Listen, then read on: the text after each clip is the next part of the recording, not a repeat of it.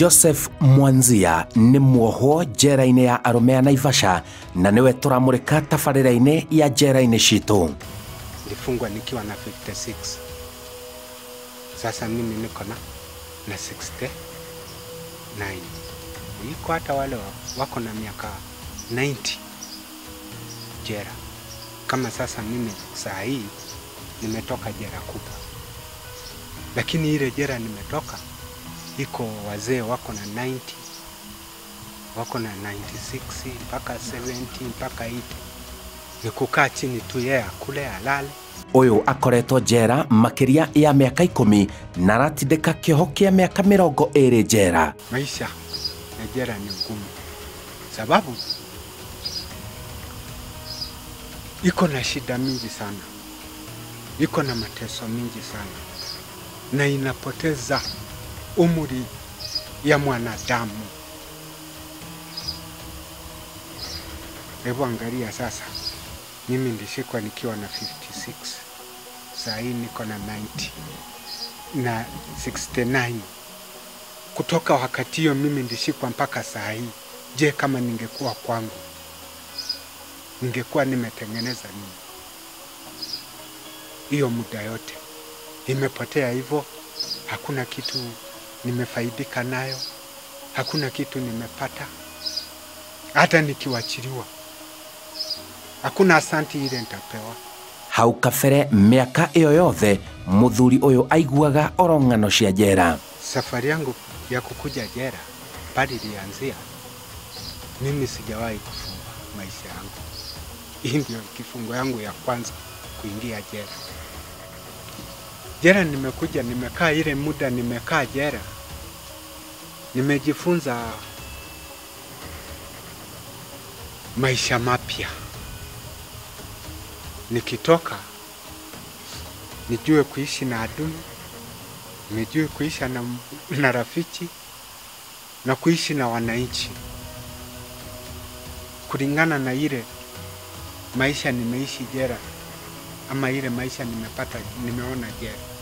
Haya, haha niho rũgano rwake rwa njera rũrambĩrĩria. Mimi nilikuwa nafanya kazi Naroko na nikanunua shamba, kwa vile nimekwambia nikanunua shamba huko. Ndipo nunua shamba huko. Katika ile kazi nilikuwa nikifanya ya shamba, hapo ndio makosa ilinileta jera ilitokea. Kusoma si kusoma, lakini mimi nimeoa, niko na watoto 4 wako Machakos. Huko ni kazi nilikuwa nimeenda kutafuta, lakini niko na watoto wangao mama yao yeye Mungu alinichukua, lakini watoto wako wazima. Sasa boma yangu ile ambao mimi nilikuwa naishi ndio niwache niende kutafuta mali. Kama saa hii siwezi kukwambia ati inakaa namna gani. Hiyo sijui kama ilipotea, sijui kama iko. Naroko ndipoenda Naroko huko. Kufika huko nikafanya kazi, nikajinunulia shamba yangu huko. Hapo ndio ile kitu ilinileta ndio ilitokea. Yuko jirani yangu, yeye alikuwa na watoto yake, na wale watoto wasichana wawili ambao walikuwa nyumbani hapo kwake, walikuwa wamezalia hapo nyumbani. Huyu mmoja alikuwa na mtoto mmoja tu, tukapendana na yeye. Ile kupendana, yeye akakubali awe mke wangu. Alipokubali, hata nikiletwa, nikishikwa, nilikuwa nimekaa naye miezi ngapi? Miezi 6 kwangu nyumbani. Lakini baba yake sijui ni nini ilimgeusha, yeye akasema ya kwamba mimi nimechukua mtoto yake. Na hakukuja kwangu, yeye alienda polisi. Akasema iko mzee jirani yangu amechukua mtoto yangu. Alikuja na askari ya chifu. Yenyewe huyo msichana walimkuta compound anafua nguo zangu. kwa hiyo boma yangu, anafua nguo. Lakini alipoona ndugu yake ni kama alishtuka kidogo, akaingia kwa nyumba. Ndugu yake akamfuata ndani ya nyumba na mimi pamoja na askari. Akauliza, yeye unafanya nini hapa? Yule msichana akamwambia, mimi nimeolewa, nimekuja kutengeneza boma yangu. Hapo ndio askari wakatupeleka polisi, mimi na yeye. Hata tulikaa na yeye hapo polisi karibu wiki 3. Atuma ndugu na muiritu utakinyetie miaka, watho ukiaga kumuiguira tha. Lakini kile kilitokea baadaye, kuandika hao statement zao, wakatupeleka polisi kotini, mimi na yeye. Mambo yake pale yeye mwenyewe iliishia, mimi sikujua. Nilijikuta mimi ndio nimebaki kotini peke yangu. Nikasomewa ati ndilivai msichana, mtoto mdogo. Hasa mtoto mdogo, nikauliza jaji, mtoto mdogo na yeye iko na mtoto yake ndiye ataitwa mtoto ama yeye ndiye ataitwa mtoto? Jaji akaniambia kuzaa yake si kitu, wanazaga hata wakiwa na miaka 9. Hiyo ni sawa, lakini sasa yeye iko na mimba, iko na mtoto. Je, ule alizaa na yeye huyo mtoto alifanywa nini? Akaniambia hata huyo ni kuiba, aliiba. Kama angepatikana angefanywa vile wewe utafanywa. Mimi sikukataa kesi yangu, sikukataa, nikubali. Sababu huyo msichana alikutwa kwangu. Hatukuwa tunaishi na yeye ati yeye ni mtu yangu ya kazi ama ni mtoto yangu. Tulikuwa tunaishi na yeye kama mke wangu. Sababu yeye alikuwa na mtoto, ni mama.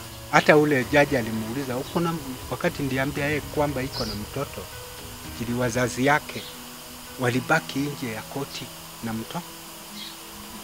Ndiye akauliza, nikamwambia yeye iko na mtoto, akasema iko na mtoto. Wapi mtoto? Kasemekana yuko huko hivi. Hebu leta hiyo mtoto. Mtoto akaletwa, akauliza yeye, huyo mtoto umezaa na huyu? Ati hapana. Wapi baba yake? Ati huyu hana baba. Msichana mwenyewe akasema huyu hana baba. Wahikagia muiritu utakinyetie miaka niki muthuri? Hiyo ni mwalimu, nikwambie, wewe si Mkenya.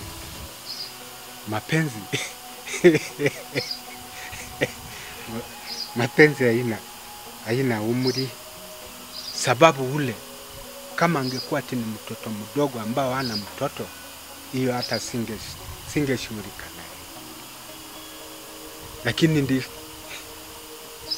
ndiongea naye sababu yeye alikuwa ni mama. Kama angekuwa na mama hata na mtoto, hata mimi singeongea na yeye. Ndiongea naye sababu alikuwa na mtoto. Lakini sasa simesikia huyo ndiye alikuwa karibu. Nyoki napigwa na miti ile iko karibu.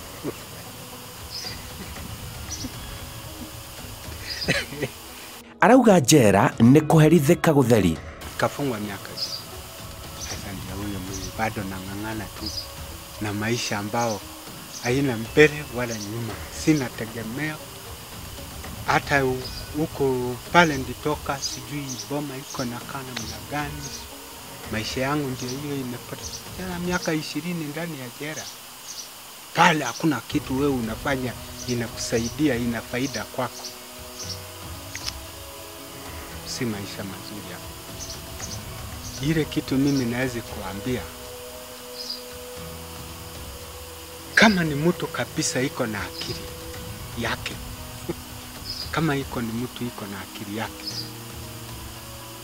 niangalie umri tu. Angalia umri. Sababu ile umri hata inastahili hata yeye kwanza achunguze yeye mwenyewe. Umri ya hiyo mtu anataka kuongea na yeye ni umri wa aina gani? Ni umri gani? Ili hata yeye kama anaweza tereza tu apatikane. Awache tamaa, aweke kando kabisa. Yeye kama ni kutafuta, atafute rika yake, atafute umri wake, lakini ile tamaa awache, sababu iko na shida mingi sana kulingana na vile mimi nimejionea na ile tabu mimi nimepata. Hata mimi na iko kama funzo kengine tumefundishwa huko ndani ya jela, safari ya mfungwa. Safari ya mfungwa imefunza mtu maisha mapya. Leo ni athomete githomo kinene na ni arahe andu mukana. Ndio sasa na mimi nisema hata kama nikosea, ndio mimi naambia wenzangu, ule mtu yote ambao yeye anafikiria jambo kama hiyo, kwanza angalie mbele, atoshanyishe umri, na kama yeye pia anasikiaga hata kwa redio wale wenye kutenda vitendo kama hiyo ambao yeye anataka kutenda, afikirie au watu anasikiaga wanafanywaga namna gani. Sababu kiangalia ndani ya majera, uongo ni baya, uongo sikudanganyi. Jera, wale wamejaa jera ni watu wenye vitendo kama hiyo ya tuseme kulala na mtoto mdogo. Kile sasa wanasema ati kuanzia miaka 18 kurudi chini ni mtoto mdogo. Kwa hivyo mimi nasema wale watu wote wamewahi kusikia tu, wanasikiaga kwa redio, wengine wanaendaga hata makotini wanasikia, warekebishe, wawachane na hizi. Mimi baada ya kushikwa nikapelekwa jela, hata ule msichana alinileta, hakujagi kuniona. Sijui ni kwa nini, sijui yeye alifikiria nini, sijui ni wazazi yake walimfanya nini ama walimwambia nini, lakini yeye hakuja. Sababu mimi nilikuwa nimekaa naye miezi 6. Ndangĩenda gwĩkora njera rĩngĩ. Watu, mimi naambia watu wale ambao wanajua na wanasikiaga, wajichunge na watoto. Hata sio wajichunge, ni wawache kabisa. Wawache kabisa. Sababu hata awe msichana, awe mama, hakuna tofauti. Kusikua tamaa ya wanadamu ndio mbaya, lakini hawanaga tofauti.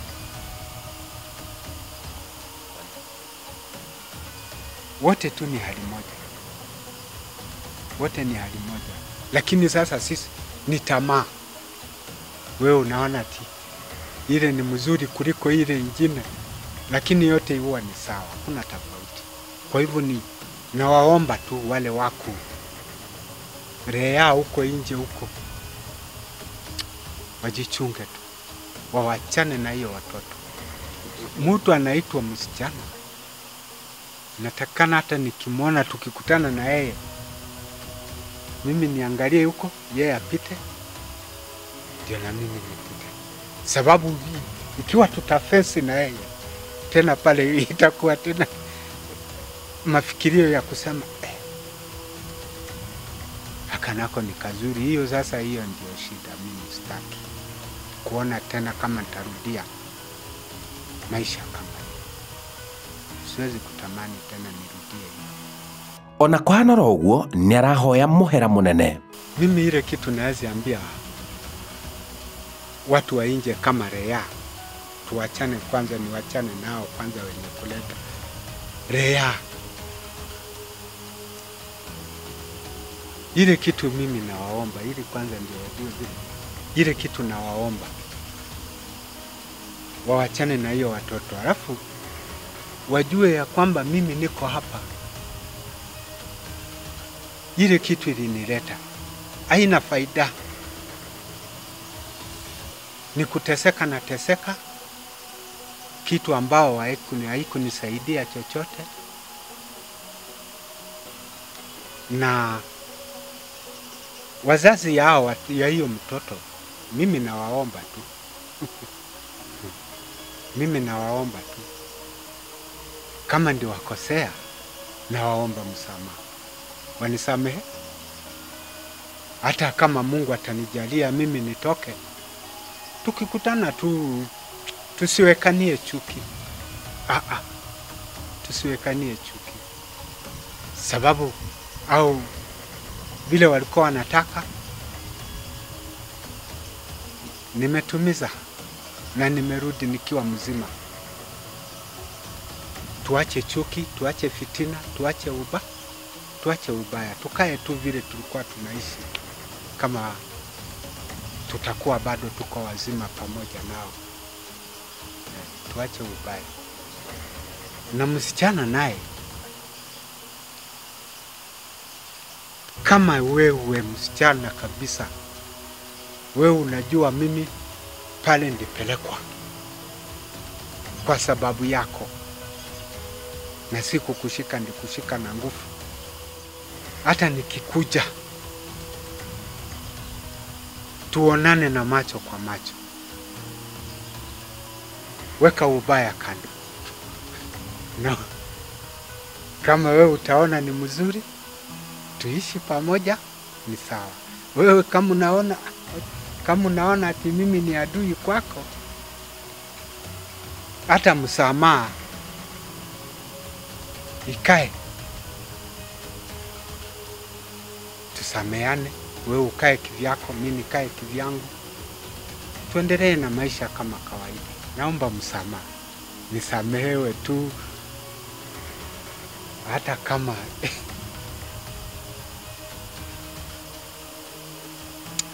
niwachiliwe tu, angao mimi nione hata hiyo muda nimebakisha mbele ya kuishi duniani, nione tu hata familia yangu, nione kazi yangu ile nilikuwa nafanya, kama nione boma, nione hata maisha, ama nipate maisha ingine mpya kuliko hata ile niko nayo.